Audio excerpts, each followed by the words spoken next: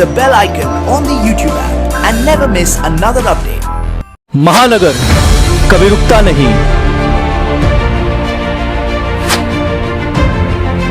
समस्याओं को नजरअंदाज करने से अधिकारी थकते नहीं। अब हम लेंगे समाचार, देखते रहिए महानगर समाचार।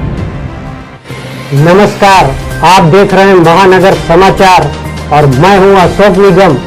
आइए देखते हैं आज की ताजा खबर। 16 अप्रैल गुरुवार की रात को महाराष्ट्र के पालघर जिले के कासा पुलिस स्टेशन की हद में 3 लोगों को सैकड़ों की भीड़ ने पीट कर मार डाला। मारे गए साधुओं की खबर जब मीडिया में आई तो पूरे देश में इस घटना के प्रति लोगों में चर्चा का विषय बना हुआ है। क्या है यह घटना, आइए जानते हैं। गुरुवार की शाम को मुंबई के कांदिवली से 3 लोग एक मारुति इको में सवार होकर सूरत के लिए निकले। गाड़ी में 70 वर्षीय कल्पवृक्ष महाराज तथा दूसरे साधु सुशील गिरी जो 35 वर्ष के थे तथा ड्राइवर 30 वर्षीय तेलगड़े गाड़ी चला रहे थे। ये लोग सूरत में अपने किसी परिचित के अंतिम संस्कार में शामिल होने के लिए निकले थे।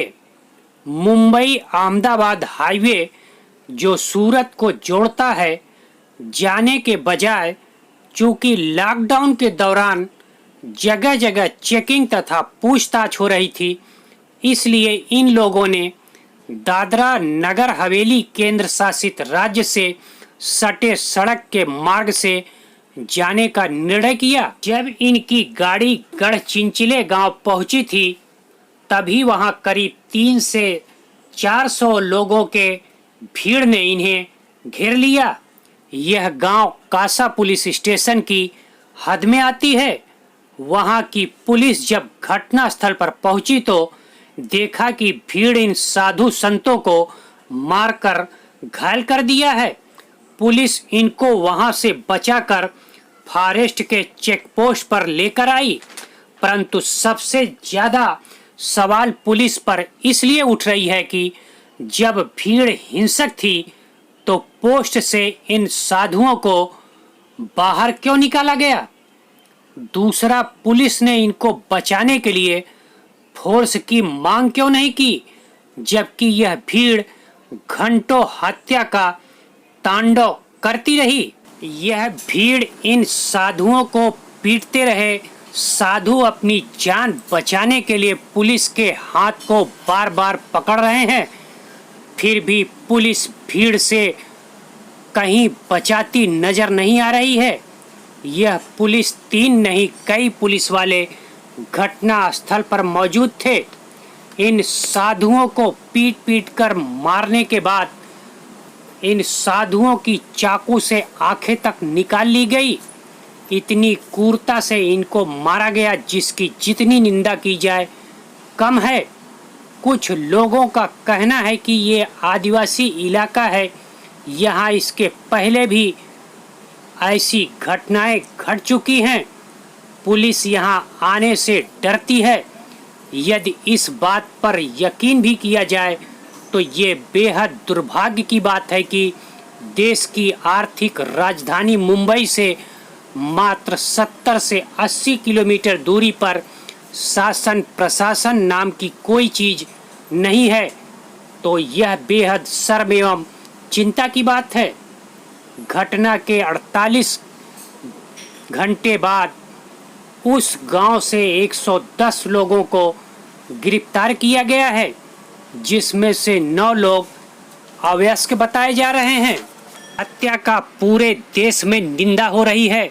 स्वयं महाराष्ट्र के पूर्व मुख्यमंत्री देवेंद्र फडणवीस ने इस हत्या मामले में पुलिस को भी गिरफ्तार करके उनके ऊपर मामला चलाए जाने की मांग की है। पालघर की मॉब लिंचिंग की घटना ये बहुत ही गंभीर है। जिस क्रूरता के साथ उनको मारा गया है, मानवता को भी शर्म आए, इस प्रकार की ये क्रूरता है। और इसमें सबसे शर्मनाक बात यह है कि पुलिस के सामने इस प्रकार से भीड़ लोगों को मारती है, पुलिस के हाथ से छीनकर मारती है, पुलिस के सामने लाठियां बरसाती है और पुलिस भी कार्रवाई करने को तैयार नहीं। इससे और शर्मनाक बात क्या हो सकती है? कहीं ना कहीं महाराष्ट्र में कानून व्यवस्था लचर हो गई है, कानून व्यवस्था दिखाई नहीं पड़ती, इस प्रकार की अवस्था है। और इसलिए हम मांग करते हैं कि तुरंत इसकी उच्च स्तरीय जांच की जाए। अपराधियों पे तो कार्रवाई करनी ही होगी, लेकिन उसके साथ साथ जिस प्रकार से पुलिस ने इसमें रोल किया है, क्या पुलिस पर कोई दबाव है कि इस प्रकार से लोगों को एक्ट करने दिया जाए? इसका भी जवाब मिलना चाहिए। और इसलिए मुझे लगता है कि इसकी हाई लेवल इंक्वायरी करते हुए कड़ी से कड़ी कार्रवाई की जाए, ऐसी हमारी मांग है।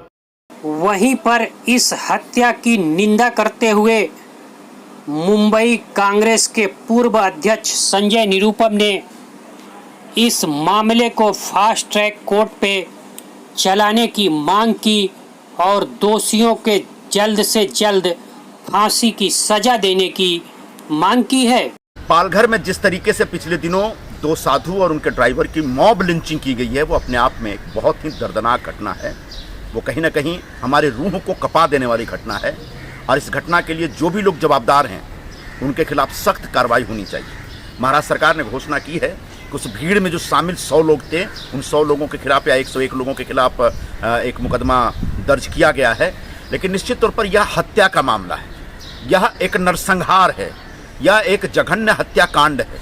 और ऐसे हत्याकांड करने वाले, जो मॉब लिंचिंग में शामिल, जो भीड़ में जो खतरनाक लोग होते हैं, ऐसे लोगों को कतई नहीं बख्शा जाना चाहिए। मेरी मांग है कि इनके खिलाफ एक फास्ट ट्रैक कोर्ट में मुकदमा चला करके इनको सिर्फ और सिर्फ फांसी की सजा दी जानी चाहिए। तब जाकर के भीड़ में शामिल होकर के एकदम से निर्दोष लोगों को मारे जाने की जो एक प्रथा शुरू हुई हमारे देश में, हमेशा के लिए कुप्रथा खत्म होगी। मैं मांग करता हूं महाराष्ट्र सरकार से और महाराष्ट्र पुलिस से कि जितना जल्दी हो इन लोगों के खिलाफ सख्त से सख्त कार्रवाई करके मॉब लिंचिंग के शिकार हमारे 2 साधु और उनके जो साथी थे उनको न्याय दिलाए। इस साधु संतों ने महाराष्ट्र के मुख्यमंत्री को चेतावनी दिया है कि यदि दोषियों को दंडित नहीं किया गया तो लॉकडाउन के बाद संत समाज महाराष्ट्र का कूच करेंगे।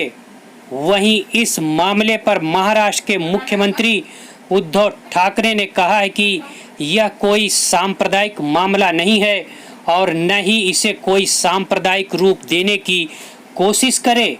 उन्होंने लोगों से इसे सांप्रदायिक रूप नहीं देने की अपील भी की। मैं फिर से एक बार कहना चाहता हूं, कुछ लोग इसमें आग लगाने की कोशिश कर रहे हैं। ये कोई हिंदू मुस्लिम या कोई ऐसी सांप्रदायिकता इसमें नहीं है। ये हमला जो हुआ है सांप्रदायिकता इसमें है नहीं। ये दुर्भाग्य की बात है, गलतफहमी के शिकार हुए हैं, जो बहुत ही निंदनीय बात है। एक तो मैंने जैसे पहले कहा कि ये जो इलाका है आने जाने के लिए बहुत ही कठिन है, बहुत ही कठिन। जिसे मराठी में कहते हैं ना, दुर्गम एरिया। दुर्गम मतलब आने जाने के लिए बहुत ही कठिनाई होती है और वहां जाना भी हो तो दादरा नगर हवेली से आना पड़ता है। उस रात जिस वक्त ये घटना हुई, ये जो साधु थे वो जाना चाहते थे गुजरात, उनको रोका गया। दादरा नगर हवेली जो सिलवासा वगैरह केंद्र शासित प्रदेश है, वहां सीमा पर उनको रोका गया, वहां से उनको लौटाया गया। अब ये कोई चर्चा की बात नहीं हो सकती, अगर मगर में कोई मतलब नहीं है। अगर वहां पर उनको रोका जाता और दूसरे दिन सुबह महाराष्ट्र सरकार के साथ कोई सलाह मशवरा करके इनके बारे में निर्णय हो सकता था, लेकिन हुआ नहीं। दुर्भाग्य की बात है। लेकिन मैं आपको वचन देता हूं, इसमें कोई भी सांप्रदायिक बात है नहीं। 100 से भी ज्यादा लोगों को हमने गिरफ्तार किया है, जिनको 30 अप्रैल तक पुलिस कस्टडी मिली है, पुलिस की हिरासत में है। इसमें 5 जो इनके मुखिया थे वो भी आज कस्टडी में है और 100-150 जितने भी हो, जो भी लोग इसमें शामिल होने की संभावना है, उनकी तलाश जारी है। और फिर से मैं एक बार कहता हूं कि जो भी लोग इसमें गलतफहमी फैलाने की कोशिश करेंगे, कृपा कर ऐसा मत करें। लेकिन इस मामले में पुलिस की निष्क्रियता या विफलता या डर या कुछ भी कहे, जिसके कारण 3 निर्दोष साधुओं की हत्या की गई, सभ्य समाज में इसकी जितनी भी निंदा की जाए कम है। और यदि उत्तर प्रदेश के मुख्यमंत्री योगी आदित्यनाथ कोरोना के मामले में तबलीगी जमात के लोगों के ऊपर एनएसए लगा सकते हैं, तो इस मामले में इस भीड़ के लोगों के ऊपर एनएसए क्यों नहीं लगाया जाए।